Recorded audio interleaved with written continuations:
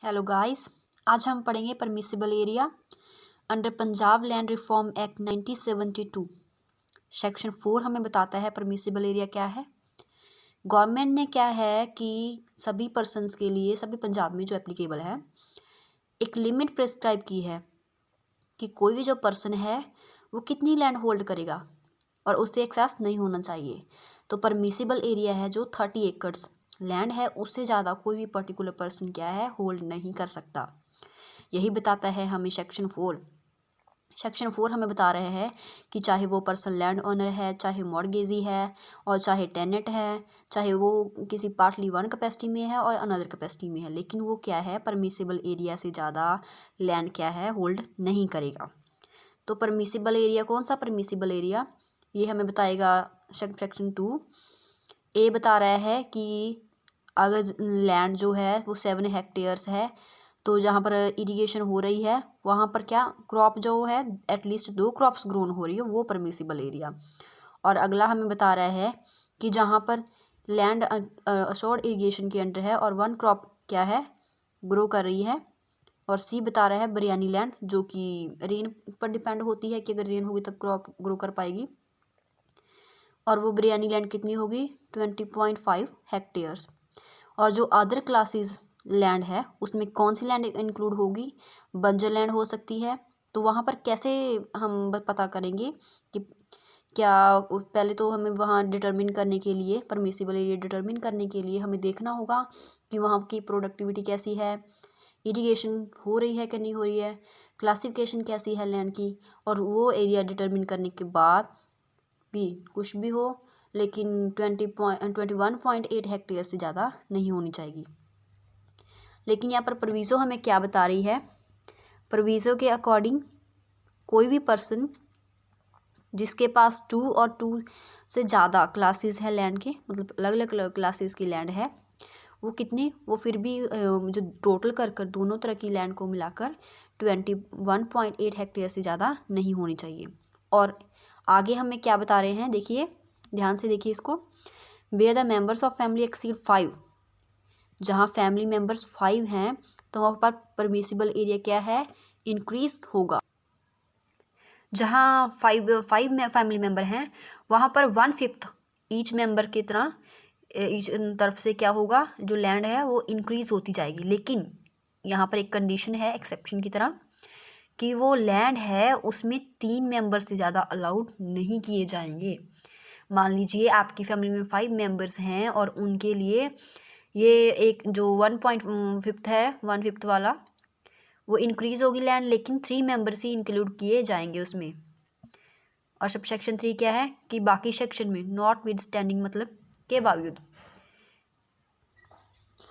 Sub section में कुछ भी लिखा हो उसके बाद वहाँ ऑकर है, मतलब ऑकर क्या होता है, कोई भी बगीचे जो होते हैं उसको ट्रीटेड किया जाएगा एज अ बिरयानी लैंड। और जो डिटर्मिन परमिसिबल डिटर्मिन एरिया है वो बिरयानी लैंड की तरह ही किया जाएगा। और सब सेक्शन हमें 4 क्या बता रहा है कि अगर कोई पर्सन है वो मेंबर है किसी भी कोऑपरेटिव फार्मिंग सोसाइटी का और उसका कोई शेयर पड़ा हुआ है, जो जिसका वो मेंबर है वहाँ उसका कोई भी शेयर है और उसको फैमिली की तरफ से भी कुछ जो लैंड है उसने होल्ड की हुई है, तो वो कितना नहीं होना चाहिए, परमिसिबल एरिया जो है उससे एक्सीड नहीं होना चाहिए। चाहे वो उसको जो लैंड है और मतलब उसके ऊपर फैमिली की तरफ से मिली हुई है और जो उसका शेयर है, उन दोनों को मिलाकर परमिसिबल एरिया से ज़्यादा नहीं होना चाहिए। और आगे हमें क्या बता रहा है, where a person is a member of family the land which held from family और any other land not exceed permissible area. ये सेम सा ही है कि जो पर्सन है जिसके पास जो फैमिली का मेंबर है और उसके पास जो लैंड है और जो कोई भी अदर लैंड है वो परमिसिबल एरिया से ज़्यादा नहीं होगी।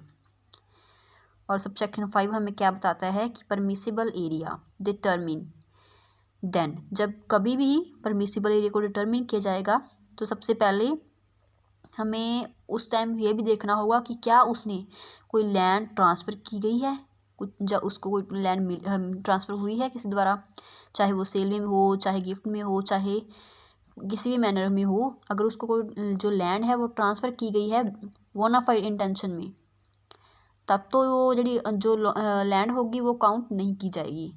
लेकिन अगर लैंड जो है वो मेलाफाइड इंटेंशन से की गई है अपॉइंटेड डे के पहले बाद में, और कमेंसमेंट जो इस एक्ट का कमेंसमेंट है वो हुई है उसके बाद, तो वो जो लैंड है वो क्या काउंट की जाएगी परमिसिबल एरिया को डिटरमिन करने के लिए।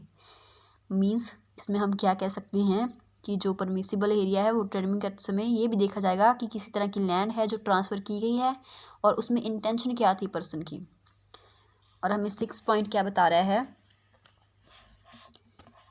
For the valuation. Valuation means यहाँ पर हम बोलेंगे कैलकुलेशन करते समय हम क्या देखेंगे, जो 1 क्वार्टर हेक्टेयर्स है उसको इक्विवेलेंट माना जाएगा किसके, 1 hectares of biryani land. Means equal होगी दोनों, जितनी जो क्वार्टर हेक्टेयर्स है वो किसके इक्वल मानी जाएगी, बिरयानी लैंड के।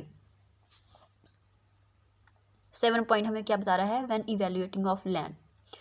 जब इवेल्युएट की जाएगी लैंड तब क्या, अगर कोई भी जो लैंड है उसके पास थी बिफोर कमेंसमेंट के पहले, जब ये एक्ट कमेंस्ड हुआ था उससे पहले अगर कोई लैंड थी वो, और कमेंसमेंट के बाद कोई जो लैंड है उसने एक्वायर की किसी भी मेथड से, चाहे वो गिफ्ट है चाहे इनहेरिटेंस है, तो ये माना जाएगा कि दोनों तरह की लैंड, जब ये अपॉइंटेड डे है, जो अपॉइंटेड कितना है 24 जनवरी, तो 24 जनवरी 1971 ये अपॉइंटेड डे माना जाता है कि ये दोनों तरह की जो लैंड थी वो उसके पास उस टाइम पर थी।